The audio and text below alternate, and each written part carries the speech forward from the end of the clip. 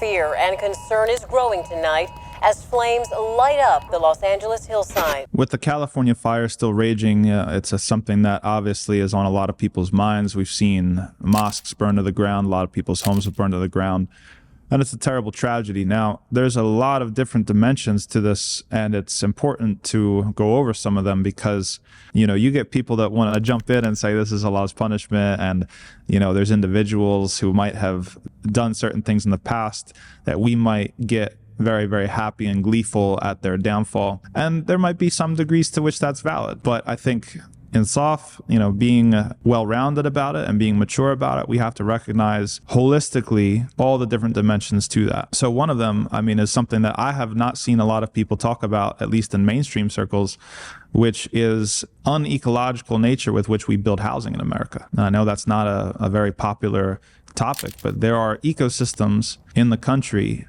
where forest fire is a natural part of the cycle where the ground regenerates. Being from southern New Jersey, the Pine Barrens are like that. I know there's places up in Oregon like that. I know a lot of places in California are like that.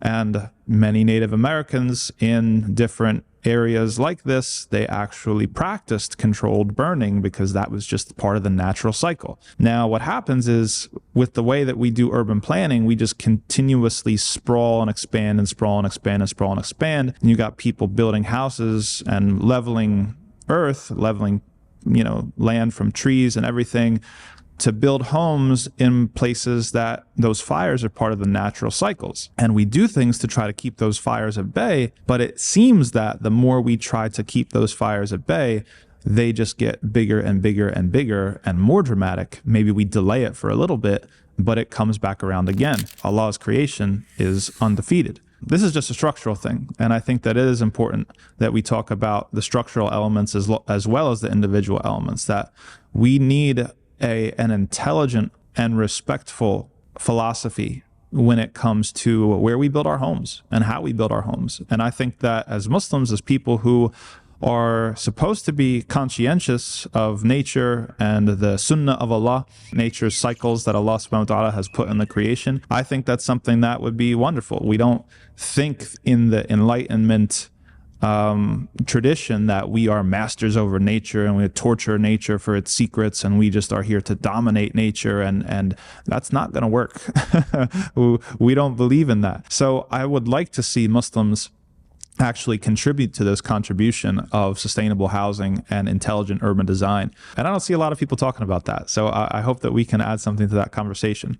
The other aspect is that, okay, anything that happens can be a punishment from Allah subhanahu wa ta'ala, can also be a test from Allah subhanahu wa ta'ala. It's both at the same time, and you're not safe from it.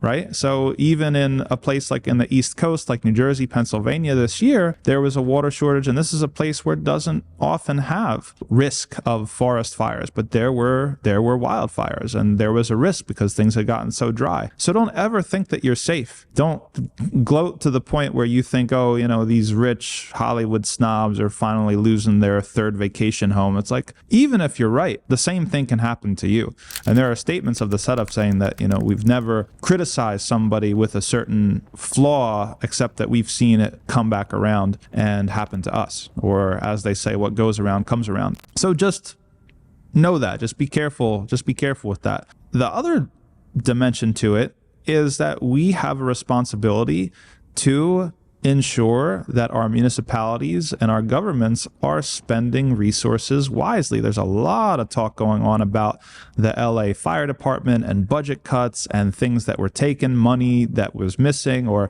mismanagement. Now, I know just from studying the numbers over this past 12 to 14 months that most Muslims aren't involved in civic engagement, and they're not looking into city government, and they don't really know who's on their city council or what they do or things like that. Well, if righteous, God-fearing people don't pay attention to this stuff and make sure that corruption and graft doesn't happen, then what do you think is going to happen? You're going to see all sorts of nonsense in the government at the local level, at the state level, at the federal level. So I do believe that Muslims need to take more initiative when it comes to being involved in these conversations to demand better and to try to keep elected officials accountable and to push policies that make sense for everybody. We are, as Muslims, are supposed to contribute to society. We believe that we have something special. We believe that Allah gave us something special, and it would be selfish if we didn't share that with other people.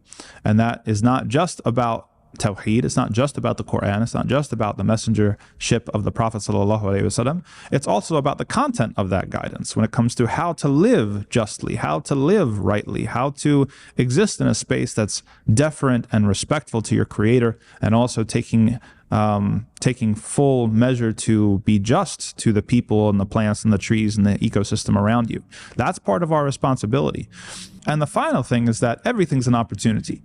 You know, right now, whenever there is a need, whenever there is a calamity, if Muslims are on the ground helping, then that is something that is part of da'wah as well. Even if they're evil celebrities, yes, even if they're evil celebrities. By the way, people are losing their homes that are normal people, that are not just evil celebrities. But I'm saying, even if we're all just evil celebrities losing their third vacation homes in Beverly Hills or Hollywood, then even then, if Muslims get involved to try to alleviate the situation or to help out, then this is da'wah.